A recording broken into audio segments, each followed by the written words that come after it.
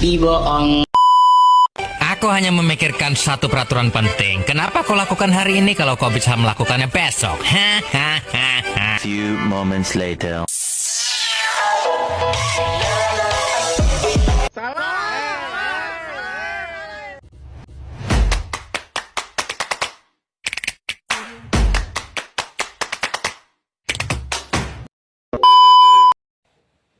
Assalamualaikum warahmatullahi wabarakatuh. Halo teman-teman semua, aku Naila Novianti, perwakilan dari kelompok 4 yang beranggotakan Naila Novianti, Sahila Yashpa, Siti Nur Alisa, Siti Nurul Najmi, Tia Rustiani, Tanzil Nur Kamilah, Tina Yulianti, dan Tria Oktaviana.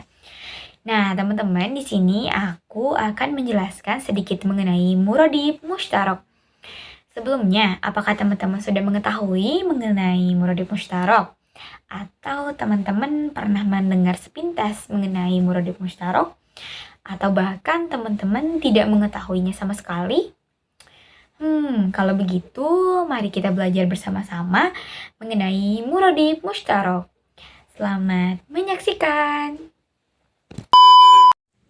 Nah, halo teman-teman, mari kita menganalisis mengenai kaidah dan hukum. Yang pertama ada pengertian muradif, yang kedua hukum muradif, yang ketiga pengertian mushtarok, dan terakhir hukum mushtarok. Nah, yang pertama mengenai pengertian muradif. Al-muradifu huwal lafdu al-muta'addidu lil ma'nal wahid, yang artinya muradif adalah lafaz yang bermacam-macam dengan arti yang sama. Dalam kata lain, muradif adalah lafaznya yang banyak sedangkan artinya sama atau satu. Bisa disebut juga sebagai sinonim. Contoh muradif adalah seperti yang pertama adalah lafaz al-asadu dan al-laithu, yang keduanya memiliki arti singa. Yang kedua adalah lafaz al-hintoh dan al-qamhu, yang keduanya memiliki arti gandum. Dan yang terakhir adalah lafaz al-mudarris dan al-ustadu, yang keduanya memiliki arti guru. Nah, selanjutnya mengenai hukum muradif, di mana hukum muradif ini terdapat dua pendapat, yaitu mengenai pendapat yang kuat dan pendapat yang lainnya. Di mana pada pendapat yang kuat mengatakan iqaul mutaradifaini makanal akhari yajuzu idza lam yaqum alaihi mani'a syar'iyyun, yang dimana adalah menempatkan dua muradif pada tempat yang lain itu diperbolehkan apabila ada ketetapan syara. Sedangkan pada menurut pendapat yang lain dikatakan iqaul mutaradifaini makanal akhari yajuzu idza kana min lugati wahidah. Menempatkan masing-masing dari dua lafaz muradif di tempat yang lain adalah boleh apabila lafaz muradif itu dari satu bahasa.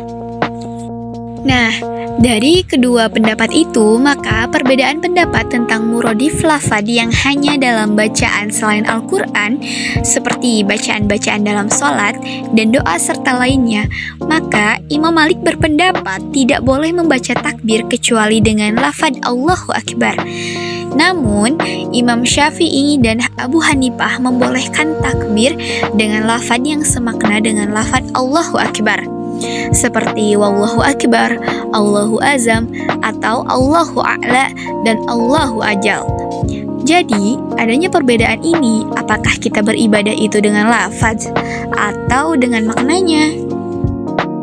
Nah, selanjutnya mengenai pengertian mushtarok.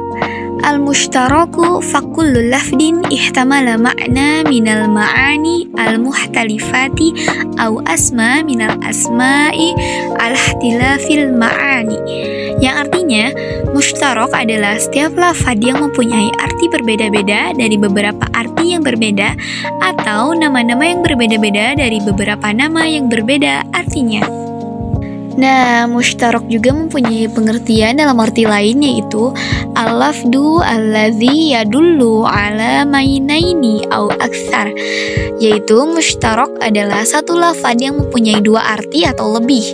Contohnya seperti lafaz zahaba yang artinya pergi ataupun hilang, lalu ada lafaz qur'un yang artinya masa suci atau masa haid, lalu yang ketiga ada lafaz ainun yang artinya mata atau mata air ataupun mata-mata.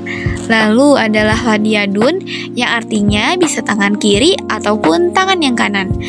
Lalu yang terakhir adalah sanah yang artinya tahun hijriyah ataupun tahun masehi. Nah, selanjutnya mengenai hukum mushtarak. Jumhur ulama termasuk Imam Syafi'i, Qadi Abu Bakar dan Abu Ali Jubai berpendapat isti'malu al-mushtaraki fi ma'naihi au ma'anihi yajuzu, di mana artinya penggunaan mushtarak menurut makna yang dikehendaki ataupun untuk beberapa maknanya diperbolehkan. Sedangkan Abu Hashim, Abu Hasan al-Basri dan ulama lainnya berkata isti'malu al-mushtaraki fi ma'naihi au ma'anihi la yajuzu, yaitu penggunaan mushtarak mengenai makna yang dikehendaki ataupun untuk beberapa maknanya tidak diperbolehkan. Maka terlihat ya teman-teman perbedaannya.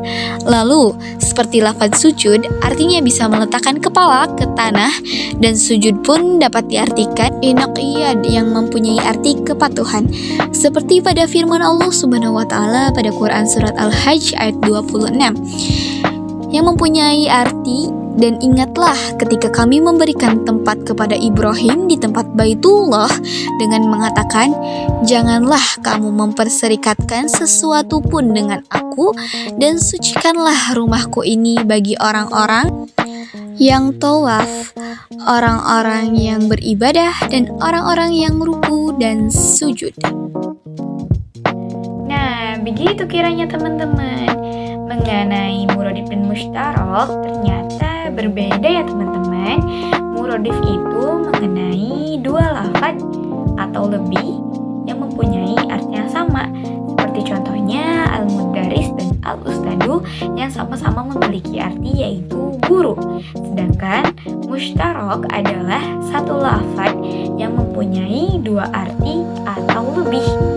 Seperti contohnya, dahaba, ia bisa diartikan sebagai pergi ataupun hilang.